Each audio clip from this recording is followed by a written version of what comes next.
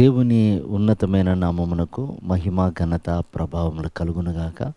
వీక్షిస్తున్న మీ అందరికీ కూడా ప్రభువైన యేసుక్రీస్తు నామములో శుభాభివందనాలు తెలియజేస్తున్నాను.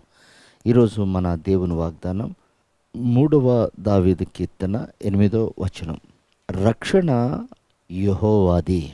ప్రియమైన వారలారా, ఈ భూమి మీద మనకి ఎంత ఆస్తి అంతస్తులు అధికారాలు ఉన్నా మనకి రక్షణనిచ్చేది, కాపుదలనిచ్చేది దేవుడు మాత్రమే. చూడండి, బైబిల్ సెలవిస్తున్నమాట, యెహోవా కావలి కాయని ఎడల కావలి కాయువాని ప్రయాస వ్యర్థము అని ఉంటుంది. అంటే మనకున్నటువంటి స్తోమతను బట్టి ఎంతోమంది సెక్యూరిటీస్ని పెట్టుకోవచ్చు, కానీ మన ఆత్మకి రక్షణ దేవుడే.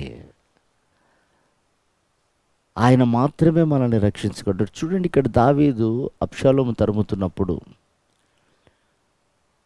దావీదును దేవుడు ప్రేమించాడని, దేవునికి ఇష్టడని ప్రజలందరూ తెలుసుకొని అతని గురించి ఎన్నో మాటలు పలుకుతున్నారు. అక్కడ నీ దేవుడు ఏమాయను, నీకు ఇన్ని బాధలు ఎందుకు, నీకే కష్టమేంటి అని ఎన్నో రకాల బాధలు మాటలు అతడు అనుభవిస్తున్నప్పుడు, ప్రియమైన వారలారా, అతడు అంటున్న మాట, నా రక్షణ దుర్గము, నా దాగుచోటు, నా ఆశ్రయపురము నా దేవుడే అంటున్నాడు. నిజమే ప్రియదేవుని బిడ్డలారా, ఈ లోకంలో నువ్వెన్ని బంగ్లాలు కట్టుకున్నా, ఎంత సంపాదించినా, తలదాచుకోవడానికి నీకు ఎన్ని గూళ్ళు ఉన్నప్పటికీ నీ ఆత్మకు రక్షణ, నువ్వు కాపాడబడే స్థలం దేవుని సన్నిధి.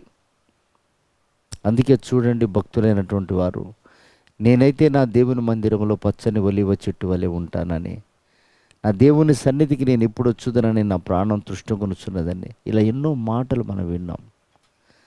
అలాగే ఇక్కడ భక్తుడు కూడా అంటాడు, అన్ని శ్రమల మధ్యలో, అన్ని తృణీకారాల మధ్యలో, అతడు నానా రకాల అవమానపరచబడుతున్న మధ్యలో అతడు అన్న మాట ఏంటంటే, నా దేవుడే నాకు రక్షణ, నా దాగుచోటు, నా ఆశ్రయదుర్గము. నిజమే ప్రియమైన వారలారా, ఈ చివరి దినాల్లో మనం ఎంతగా దేవుని సన్నిధిని ఆశ్రయిస్తామో, ఆయన రక్షణ కోటలో భద్రపరచబడతామో, ఆయన రక్షణ వలయములో మనం కాపాడబడతామో, అది మన జీవితాలకు ఆశీర్వాదకరం, దీవెనకరం. అంత మాత్రమే కాదు, దుష్టుడు కన్ను పడకుండా కాపాడబడే స్థలం ఆయన సన్నిధి. కనుక ప్రియ దేవుని బిడ్డలారా, ఈ చివరి దినాల్లో అమితంగా దేవుని సన్నిధిని ప్రేమించండి. ఆయన ఇచ్చిన రక్షణను పోగొట్టుకోకుండా రక్షణ కోటలో భద్రపరచబడండి. ఆయన త్వరగా రాబోతున్నాడు. ఆయన వచ్చు దినమున ఆయన ఎదుట నిలబట్టకు ఆయన కాపాడే స్థలంలో మనం ఉండగలిగితే చాలు.